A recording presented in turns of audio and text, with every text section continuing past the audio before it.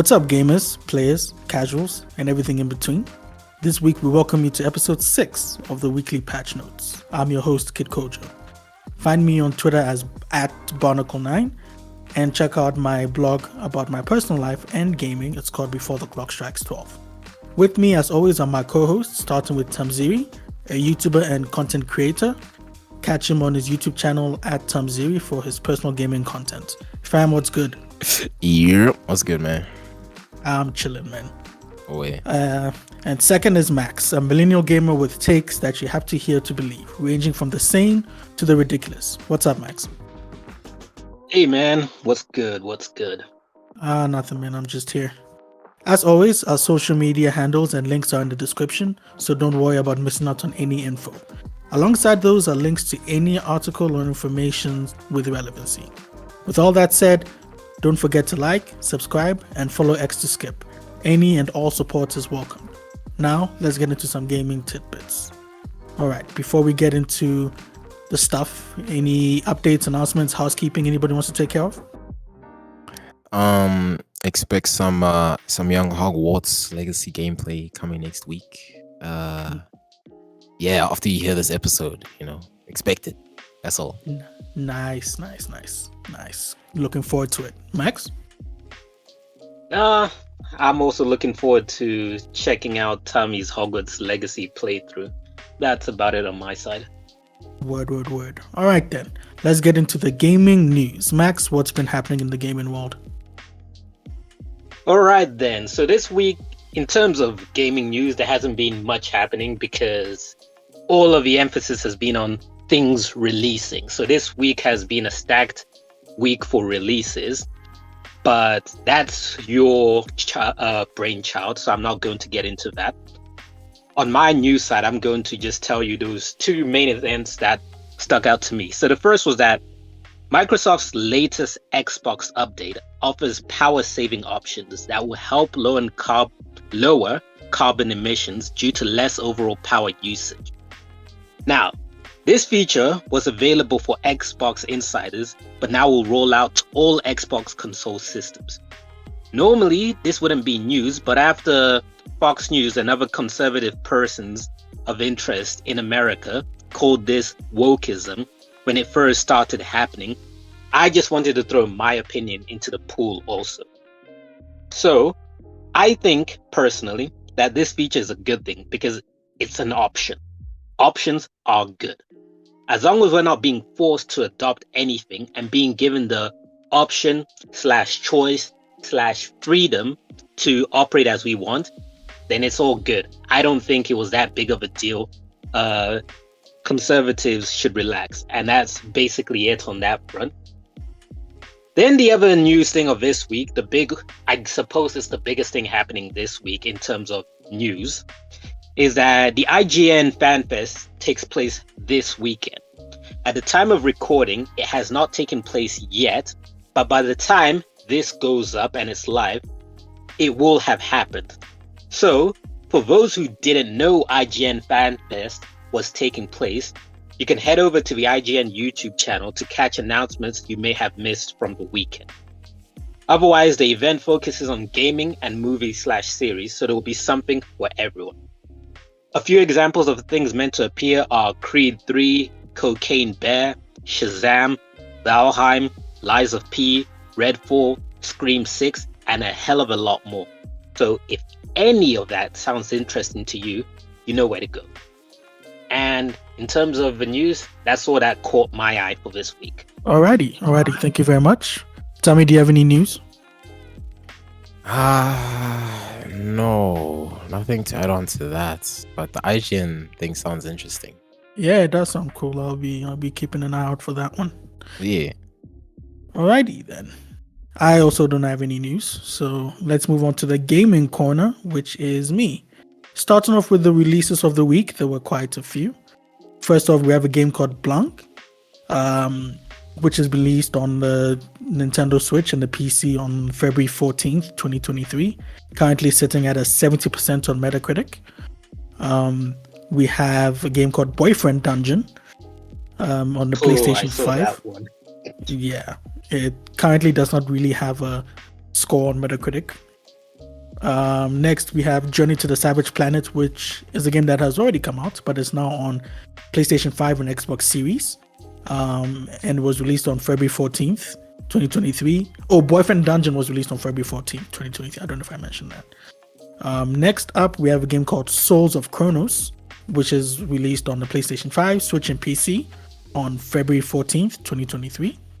Next up, we have a game called Tomb Raider Reloaded on the iOS and Android, which came out also on February 14th, 2023. We have a game called Pharaoh: A New Era, released on February 15th, 2023 on PC, currently sitting at an 83 on Metacritic. We have Returnal, which is a game that came out a while ago, but is now on PC.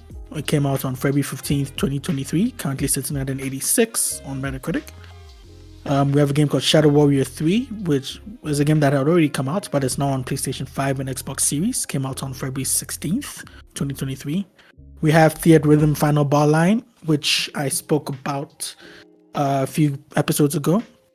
It's released on PlayStation 4 and Switch, currently sitting at an 88 on Metacritic. It was released on February 16th. We have a game called Gigantosaurus Dino Kart, released on the PlayStation 5, Xbox Series, PlayStation 4, Xbox One, Switch, and PC, released on February 17th, 2023. We have a game called Tales of Symphonia Remastered, released on the PlayStation 4, Xbox One, Switch, on February 17th, 2023. We have a game called The Settlers: New Allies, released on PC, 17th February 2023. And the last two games I'm going to talk about in the next section, which is the hidden gems to look out for. The first game we're going to look at is Wild Hearts, which was released on PlayStation 5, Xbox Series, released for PlayStation 5, Xbox Series, and PC. Released on the 17th of February 2023. Made in partnership with Koei Tecmo and EA, which is a very interesting combination. EA Originals, I believe it is. Basically, what it is, it's a game set in the genre of hunting monsters, so in the same genre as Monster Hunter.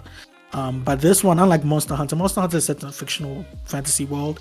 This one also sets in a fictional fantasy world, but this one is inspired by feudal Japan.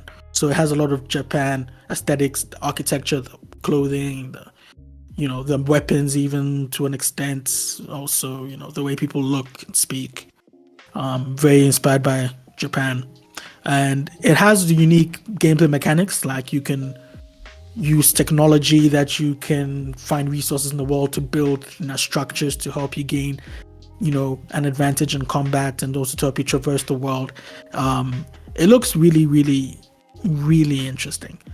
Tammy, I know you played Monster Hunter World. Yeah, so I'm keen on all these Monster Hunter DLCs.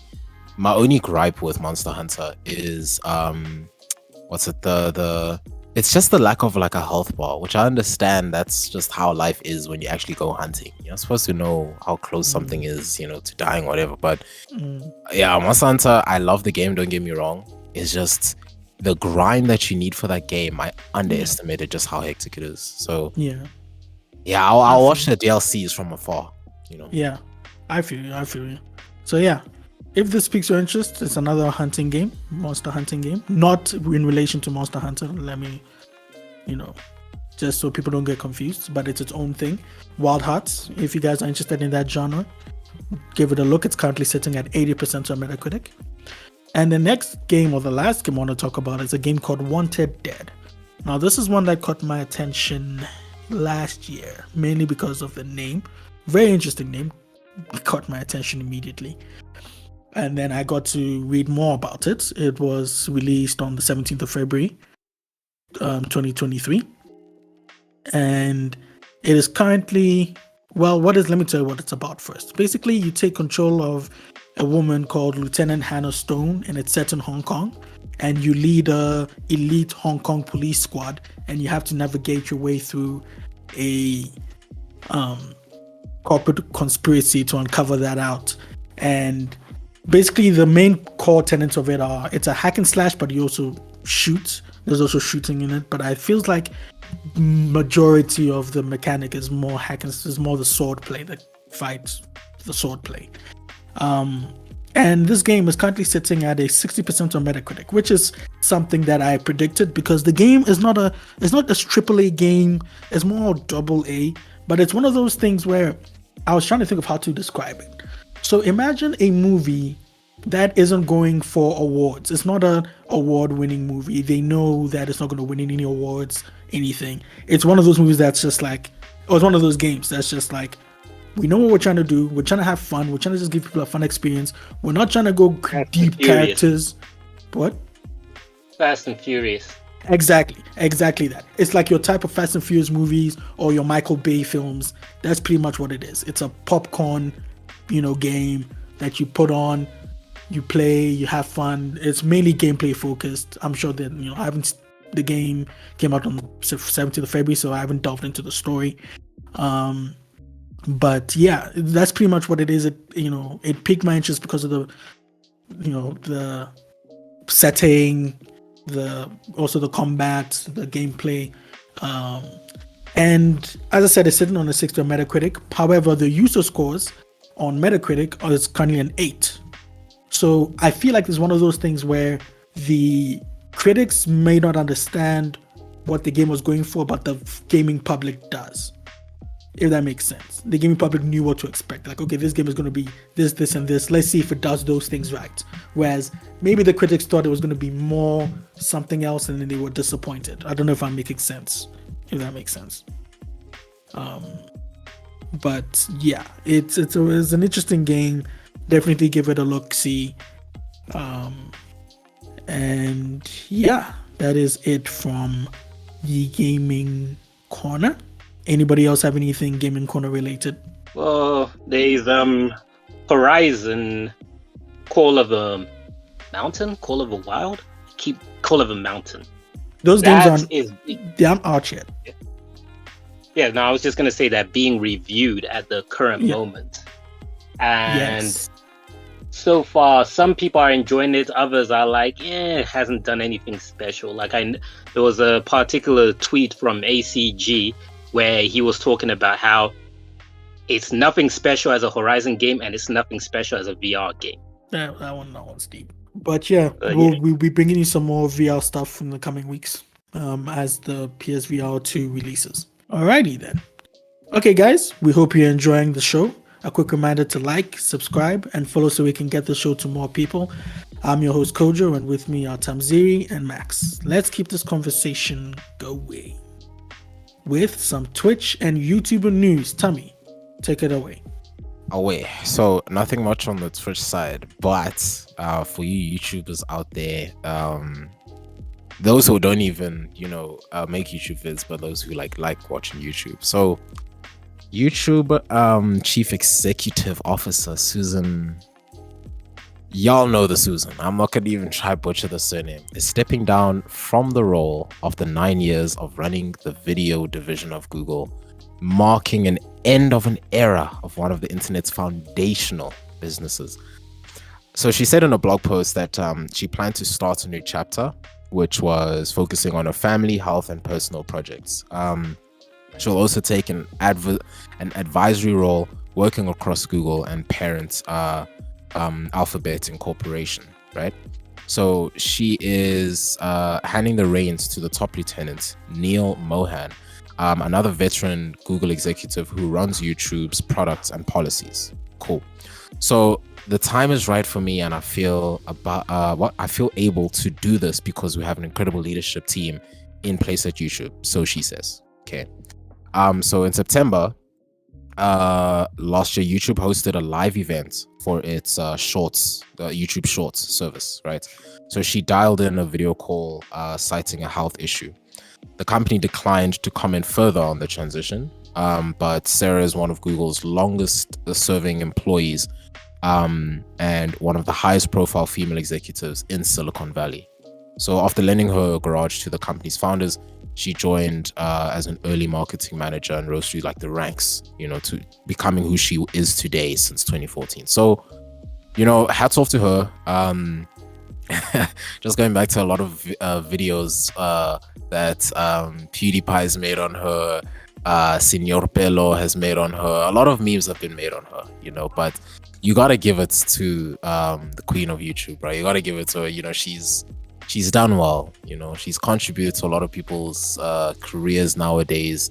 Well, not really, but I mean, dude, yeah, she ran the platform. You know, obviously there was a bigger team involved, but hats off to her as someone who has just migrated from Twitch to YouTube. It's going to be very interesting what Neil Mohan is going to bring in terms of any changes to the terms of service of YouTube, but we'll see where YouTube is going in this sense. I'm also keen to see the types of memes as well as parodies or any sort of contributions that YouTubers are going to give towards her. And then another update, small update. This, I know I said didn't say. I know I didn't. Oh, I know I said I didn't have anything on Twitch, but small updates. Mizkif, one of the co-founders of OTK, his sister has started streaming on Twitch. For those of you Coomers out there, Emily Ronaldo. Emily, yeah, Emily Ronaldo. What do you mean, Kuma? Yeah. Tommy, explain, Tommy.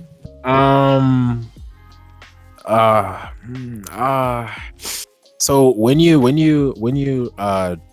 jerk the chicken, and you coom, you feel me? So if you're a person who, you know, that's your life, you can't speak to actual opposite genders or same genders, whatever. You know what I'm saying? Yeah. Is that general slang you're using, or are you just using your own invented word? No, that's no. bro. It's actual internet slang. Yeah, that's known. What? Yeah, man. It's known, bro.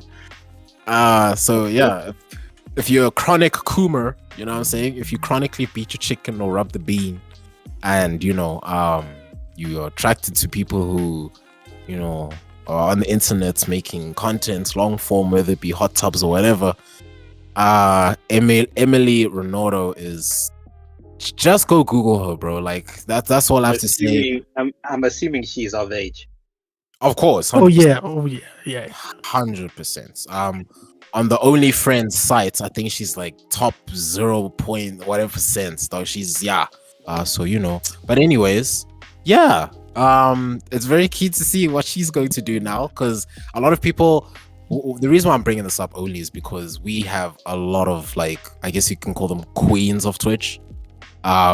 So yeah, let's see what will happen if she will start to take her own throne, because that's the thing. For every lady YouTuber or streamer, there's always like an army behind them. So we'll see what's gonna happen. Shout out Amaranth. Anyways, that is me. Alrighty. Okay. I also don't have much to say. Adding on to what Tommy said about Susie W. Leaving or stepping back from the role of CEO. Yeah, just echoing what Tommy said, it would be interesting to see what Neil does. And, you know, a lot of people gave Susan some flack, like, oh, Susan isn't listening to us. You know, she speaks to all these creators, like Ludwig spoke to her extensively on a podcast, I believe, on an interview, and, you know, spoke about the problem. She's listened to a lot of other, you know, but then other YouTubers have come on and said, she hears us, but she doesn't listen, if that makes sense. But a lot of people online are like, damn, it's you know, it's sad to see her go. You know, it's someone that we knew. Now that, you know, it's someone different, what's it going to be like? Is he going to come in and just completely change everything? Is he going to make things worse? You know, what's things going to happen? So it's up in the air right now. People are anxious a little. So we'll see what happens. Now, the only other news I have on Twitch YouTuber news is nothing much, but there's this Twitch streamer. Some of you may know him, some of you may not. It goes by the name of Adin Ross. Tommy, I'm pretty sure you know who Adin Ross is. I think I know this. Yeah. Max, I don't know if you know who Adin Ross is, but name sounds familiar, but nothing comes to mind. Remember, a while ago, we were talking about a streamer who was swatted because because one of his viewers felt like he didn't pay attention to him, something along those lines. Oh, I remember that conversation. Yeah. I believe we're talking about the same guy, Adin Ross. So now, Adin recently put out a clip of himself on Twitch. Oh no, so not on Twitch, on Twitter. Sorry, saying how he's trying to be silenced by Twitch. And so this is what he said in the clip. He said, and I quote, "I just want to say I was silenced, and I'm going to tell you what I was silenced by and what happened. I had a week suspension on Twitch, and when I got unsuspended on Twitch, I streamed maybe 2 or 3 times after that. Then once I was streaming, I got a call. I'm not going to say specifically who it was. You know who you are. And you basically said, if you keep doing controversial stuff and you keep saying certain things, we're going to have to take you down indefinitely. So I got a threat." So he took issue with this, and he went on I won't call it a rant, but he went on a monologue, and he was pretty much like, this sort of gave him a little bit of a shake, but he doesn't want to change who he is. He doesn't want to change what he says. He still wants to be he still wants to be himself. He wants to, show other people that they can be themselves and things like that. But he did say that he doesn't want to get banned on Twitch again, so he has to watch himself. He's trying to see how he can be himself, but yet still monitor himself in Twitch terms of service. And to that extent, he also came out and said, you know what? Maybe I should switch to Kick. And Kick is this other streaming service that big Twitch streamer Trainwreck is sort of backing, because he was also tired of the way Twitch is. And Kick is this Wild West. People have been streaming some questionable things on Kick. I'm not going to mention things, but yeah, it seems like it's just unregulated nonsense. Well, not nonsense, but just unregulated over there. And Adin was pretty much... Yeah. Do you guys know that other streaming platform? I forgot what it was called. The one where Andrew Tate joined, and then him joining it caused a lot of people to come check it out, and its user base increased dramatically because of Andrew Tate. I know the one you're talking about. I don't know. Was it? I don't know. Was it? I forgot the name, so I just wanted to double check if it's the same streaming site or no. I don't think it's so Kick. many other streaming sites. No, I don't think it's Kick. I could be wrong, but I don't think it's Kick. Kick was something that I think mainly came to the mainstream because of Trainwrecks. I don't think many people heard of Kick before Trainwrecks. Let me just Google it while you're talking about it. So Adin, has Kick seems like a better option because Kick doesn't censor him. He can do whatever he wants. He can say whatever he wants. He can collab with whoever. And he actually got on a call with Kai Cenat, another big Twitch streamer. And he was telling Kai all the positives. He was like, you can collab with Gideon, who's banned on Twitch. You can collab with Speed, who's also banned on Twitch. You can do whatever. You can do X-rated content if you want on Kick. That kind of stuff. You can do whatever. It sounds like a poor man's OnlyFans. Yeah, like Kick, it's shady, man. Like it's shady because some people, I don't know how true this is, but some people were full on streaming the Super Bowl on Kick, and I think Adin might have been one of them. I don't know. We're yet to see. People are like, ooh, we don't know if the NFL are gonna step in here. But yeah, just to mention, the platform was Rumble. That's the one. All right. See, my only issue with like stuff like this, right, especially like with Kick, it's gonna end up like any other platform, whereby at its birth, its terms of service and the fact that they're gonna bench on their, their low popularity, they can get away with a lot. It's until officials come sniffing around and see that this is a problem that we're gonna start seeing updates to their privacy policy, the terms of service, the terms and conditions, all that. A lot of it is going to change. And it's because, as much as they're like, yo, no, a big streamer is moving over to our sites, this and this, yay, let's be excited, money's coming. They don't understand the restrictions that are soon going to come, by any copyright laws.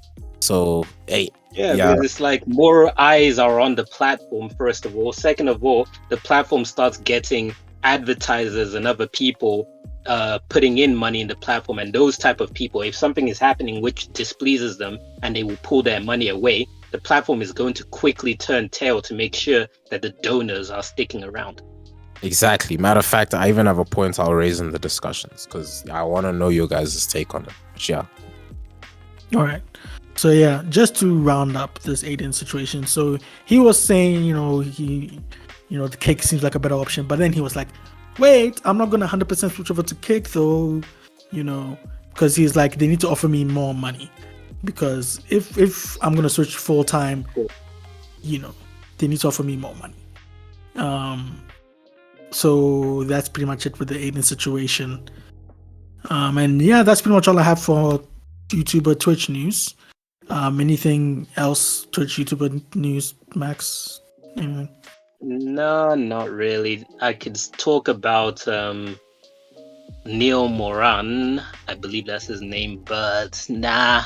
I'll just wait and see the direction YouTube goes and sees where that takes, as opposed to, speculating before anything has even happened. Alrighty. Now, moving on to esports news. Tommy, what's been happening in the esports world? So this is probably my favorite time of the year. Every year is the World of Warcraft MDI. So this is the first MDI of this year. Now what the MDI is, it is the Mythic Dungeon Invitational. So for those of you who have never played World of Warcraft, it is a massive multiplayer online role-playing game where you create a character of either faction that are opposing each other and have been at war with each other for years. You level up your character doing many quests, and there's storylines to be followed about how you save Azeroth, which is the world that World of Warcraft takes place in.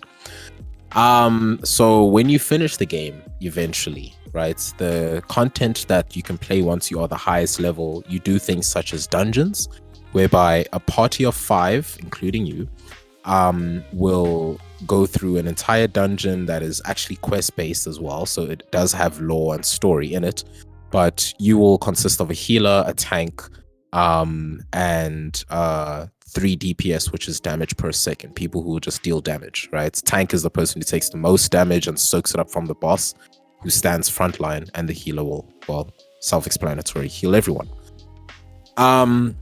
So in World of Warcraft, they have a system whereby mythic dungeons, it's the same dungeons that you do, however, you are timed to complete it. And on top of that, there are different levels. So you get Mythic 0, which pretty much anyone, as soon as you reach highest level, can do. And then the stronger you get armor that drops at every single level that is stronger every single time. So the higher the level, the higher the armor that drops, the stronger your character gets, right? So they take professionals who can complete the 25th level of that dungeon. So its difficulty is times 25, right? And then teams around the world will eventually go through playoffs, which happened last year. And now this is the World MDI Invitational. Okay, so one of the best teams in the world, best teams across the world will then join in with their teams and try to finish a very high level dungeon in the nick of time. Whoever gets it the best wins, obviously. But here's the trick. For every death that happens in the dungeon, you can resurrect as many times and try again as many times as you want. But for every death, they add 5 seconds to your timer. So you'll have 25 minutes to finish a dungeon. If you die, 5 seconds gets added on. So whoever completes with the fastest time wins. And yeah, so it's very interesting to me. I love seeing that stuff. The highest dungeon I think I've ever competed in is level 15 dungeon. And when I tell you that shit is intense, like my phone goes on airplane mode. I don't want anyone talking to me, none of that shit. I don't even listen to music. That's just how zoned in you have to be. So just seeing professionals do it 10 levels higher than I can, and the communication, the sweatiness, it's amazing. So it started on the 17th of Feb, should be running up until the end of February into March. So if you are a World of Warcraft fan, if you want to just check it out, they do run it on the World of Warcraft YouTube channel. It's probably one of the best esports events I like to watch every year, in addition to the League of Legends World Championship. And yeah, that is all for esports from me. Alrighty. Thank you so much for that. I personally didn't have any esports news this week. Sorry if I missed something, listeners. Maxwell, do you have any sports news? Nope. Alrighty then. Now, moving on to our discussion period. Tammy, you said you had something to discuss. Let's hear it. Okay, so going back to what we just recently discussed about, how many different platforms, will see a gap in what content creators want, which is always content creators nowadays will always test the boundaries of the terms of service and the terms of use of a platform. We see this a lot with how Twitch has had to change their terms of service so many times on how many hot tub streamers would always bend the rules to say like, okay, it first started out in what exactly, like what bikini can you actually wear, what swimsuit can you actually wear, like people would fight that, oh, Twitch, you can't tell me to do this, you know what I'm saying. Twitter as well. Twitter used to be like a dirty shit show. Elon comes in and he starts cleaning up a lot of bots. He starts banning a lot of keywords and search words, and all that type of stuff, which, in most cases is good. In some cases, it does kind of kill the platform just a tad, but Twitter's still going strong, and then Reddit, is also one of them, is whereby, okay, Reddit, there is also still like a leg of freedom, but in order for them to get advertiser friendly so they can make money, certain things will be banned. Subreddits will be banned. We can even take a look at Tumblr. Tumblr used to be a cesspool of filth and freedom, and then it eventually met its end, around about 2016. So that's what I'm saying. It's just like Kick doing what it's doing is one thing, right? But eventually it is going to hit hard. Adin Ross saying that he needs to get like a big paycheck before then. Is Kick even making money off of what they currently are now? Probably not. If they sign him, it's on the basis of him trying to bring money to the platform, to which at some point he will then soon face the same vitriol that he faced on Twitch, whereby he will come under, a form of control.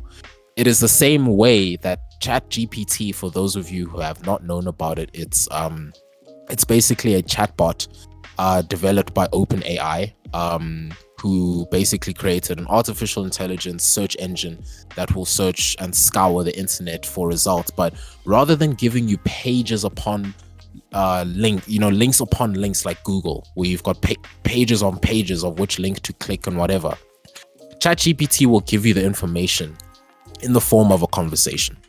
You can ask it to literally write you code from scratch. You can ask it to answer your questions on a medical board. It even passed the medical board, and a lot of medical Ivy League schools are kind of concerned that an AI is this sufficient in actually passing exams that even some of the greatest doctors struggle with, right? But again, it's software, it's a machine.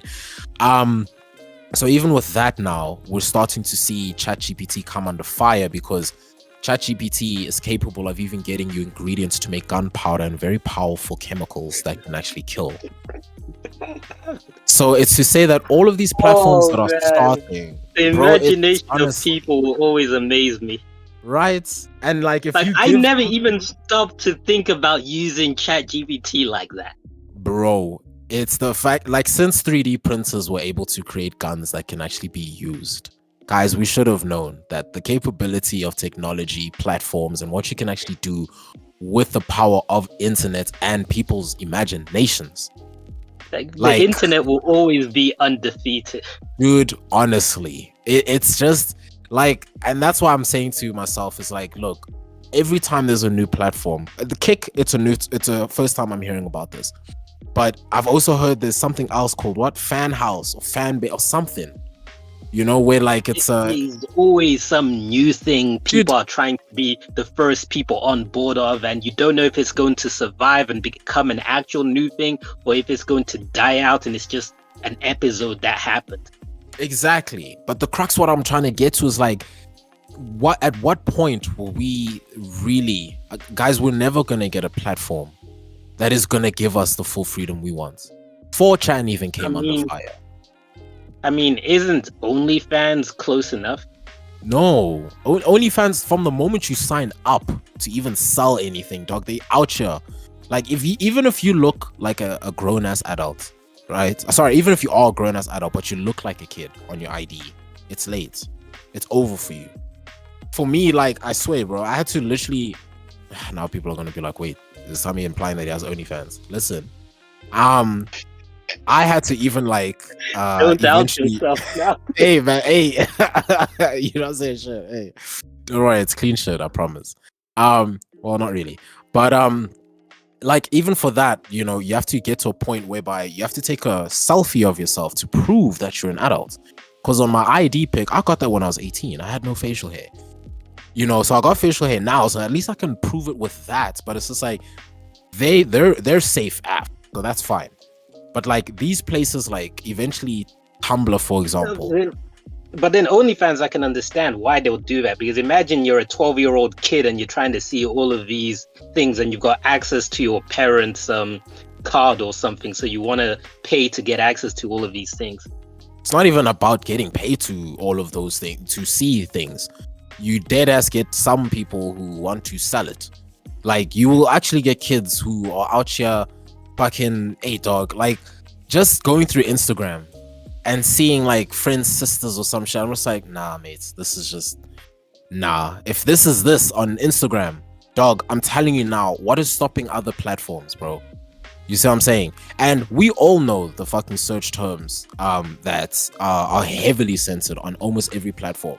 So it's to say that, look, when people move to these platforms thinking they're gonna get like freedom and everything, guys, the fact that 4chan was even found and investigated and almost shut down, it's to say that, like, I don't care what new platform people move to, guys, you will not have freedom.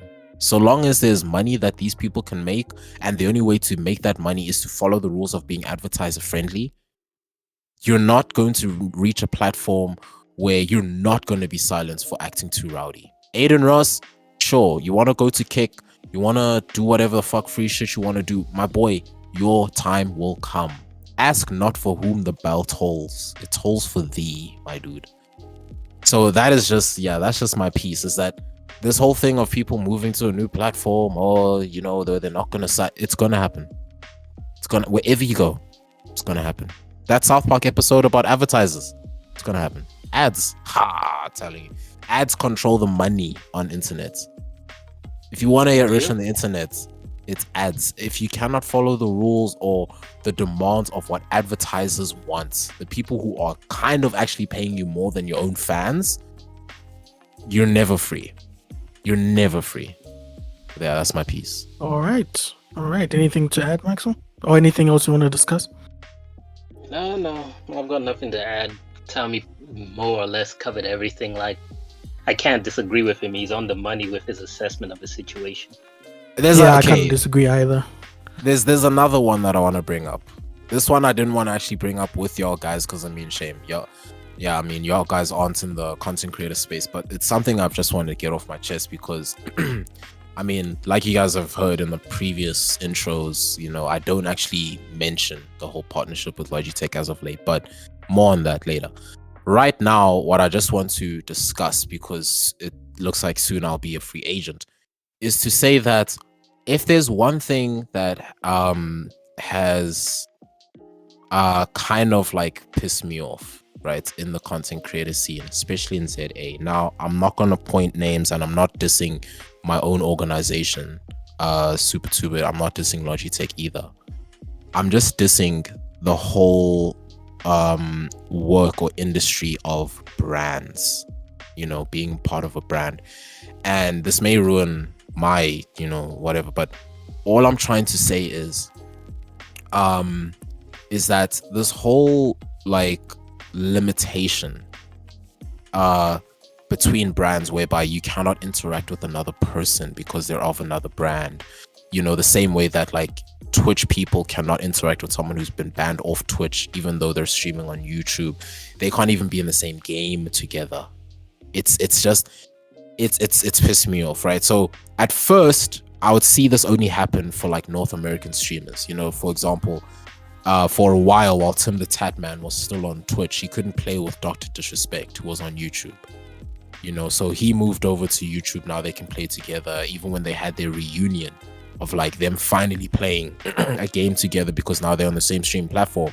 It was so nice to see their friendship like revitalize, the fun they have and everything, right?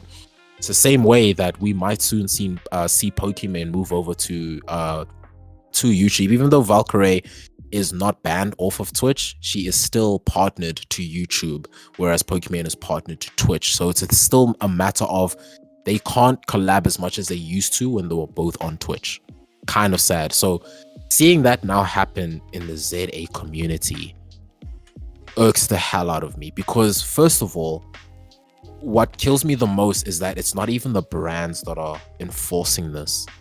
It's us as creators enforcing this. Guys, I don't know why this is happening. It's worse enough that in the ZA community, you know, we are our OnlyFans.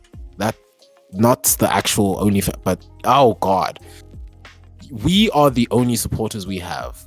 I don't think NA people yet have discovered us, you know, our Twitch community. Twitch themselves have probably not even recognized South Africa as one of the places that they can actually even host a TwitchCon.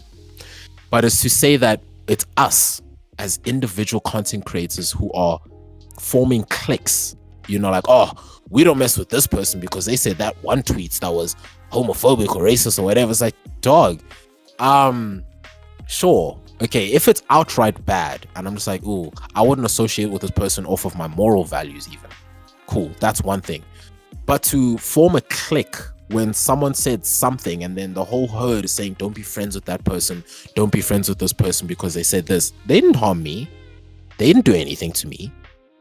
Yes, I understand that they said that, but honestly, if I go back now, you know, and all that type of shit, and I just want to play a game with them, why then am I putting to the same boat as them?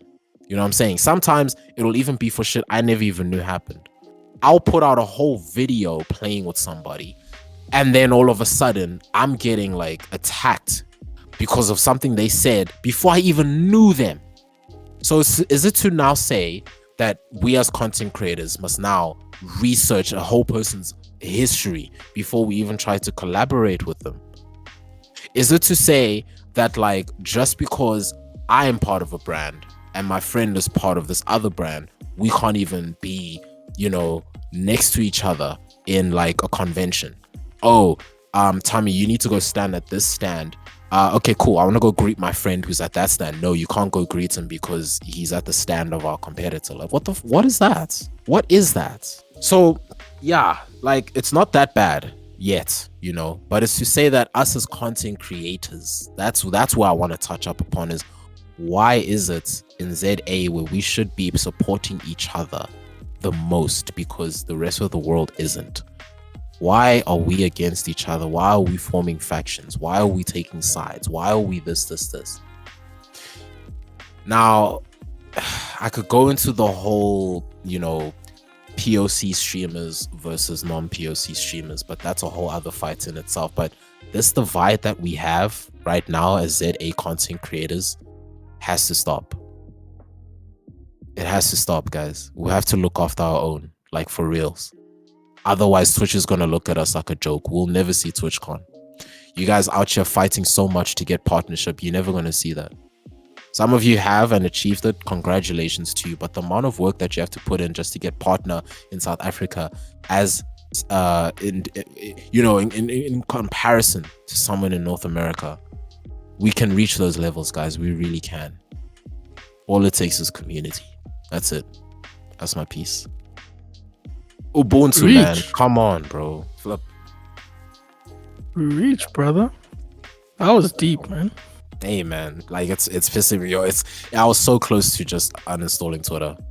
Because seeing all this beef, bro, I'm done. I can't take this anymore. Just delete Twitter, man. Like, Twitter is fine to see videos and shit. Guys, let's stop showing the AKA thing. Okay? Anyways, that's my piece. May he rest in peace. Thank you. All right. No, thanks a lot for that discussion, man. Maxwell, anything to add? I do, but I don't want to open a doorway into a whole new discussion because I agree and disagree with what Tommy says, where, to simplify it, in terms of branding control, companies telling you can't do this, can't do that, I completely get it. because they've invested so much time, money, and resources into you that you're not your own person. You are a company investment. So they need to make sure their money is going right. So I can understand them setting all those rules. Like if you're sponsored by Coca-Cola and they don't want to see you doing anything with Pepsi, it's completely understandable because your fan base might be seeing like, oh, Pepsi, okay, cool. Because a lot of these companies actually want to promote division. They want to say, hey, look, Cristiano Ronaldo drinks Coca-Cola, screw Pepsi, or Messi drinks Pepsi, screw Coca-Cola, all of that type of stuff. So they live off of a division. That's good for them. So I can understand companies pushing that agenda. With people, though, amongst themselves, that's a whole different animal, where it's a whole different psychology going into. And I don't think it's worth assessing because, hey, man, people are stupid. No, I get that. So essentially, like, it's almost in the same breath of like the music industry, you know, whereby even Chance the Rapper says in one of his songs, and I quote this lyric because it always hits me hard.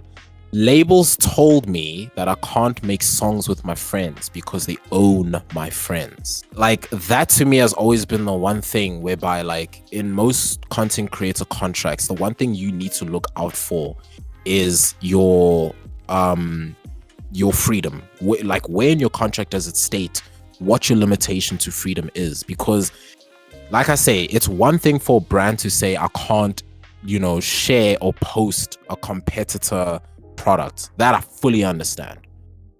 But if I can't even be friends with someone just because they're signed to that contract, dude, that's kind of hectic, bro. That's a bit.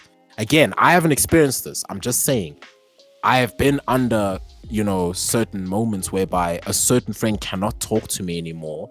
I had to go delete videos because in said videos, you know, we were talking about said competitor, his brand's competitor. We're talking about it. I had to go remove it because he said something about said competitor's product. So it's just like, dude, the form of control that these people have, I hate it. But then when it comes to the individuals, what I'm saying is, some of these individuals aren't even part of a brand, yet you guys are already dividing yourselves from each other. Who asked you? You guys are just doing that by yourselves. And sometimes it's not even about morals. It's not even about that. One person will hate the other person for whatever reason, and then everyone must now pick sides. Why? So yeah, that's just what I wanted to raise. But I understand the business side of it as well, Max. 100%. Trust. But I'm just saying, when it comes to the actual influencer or content creator themselves, come on. Don't rep your brand for like so hard because a contract ends eventually. That's it. All right. Anything else? Last things to add, Max? No, I'm good. All right. Thanks for getting that off your chest, Tommy. I agree with what you said, and I hear you. Peace and love. Yeah, man. Now, moving on to the news blitz. Maxwell, hit us up with that news blitz, man. All right, to round things off and finalize things. So we start off talking about Dead Island 2. It went gold this week and it will release on the 21st of April 2023, a week earlier than before. Then for BioShock fans, you guys might be disappointed to hear that Judas, the game by BioShock creator Ken Levine, is far, far away, scheduled for March 2025. So we saw that last year in the Game Awards, and it's not even anywhere close. A lot of us will probably die before then.